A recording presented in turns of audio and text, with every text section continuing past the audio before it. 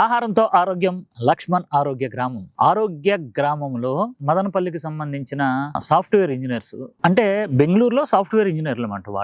వాళ్ళు ఎప్పుడైనా సెలవు దొరికినప్పుడు మదనపల్లి వెళ్ళి ఎలాగైతే ఎక్కువ దిగుబడి వస్తుంది, ఎలాగైతే ఆర్గానిక్ గా పంట పండించాలో ఇలాగా వాళ్ళు చాలా బాగా ట్రైనింగ్ అయ్యారు.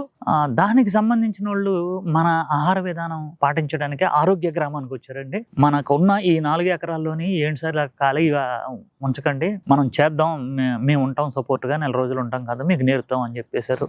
వాళ్ళు ప్రోత్సాహంతో ఈ రోజుని చూశారు కదా, ఈ డ్రిప్ సిస్టమ్ పెట్టి చక్కగా మనం తోటకూర ఆకుకూరలన్నీ వేసామండి. ఇక్కడ ఈ ఆకుకూరలు కూడా మనకి ఏంటంటే ఈ ఆరోగ్య గ్రామానికి సంబంధించి డైలీ ఆకుకూరలు కావాలి కాబట్టి ముందు ఆకుకూరలతో స్టార్ట్ చేసాం.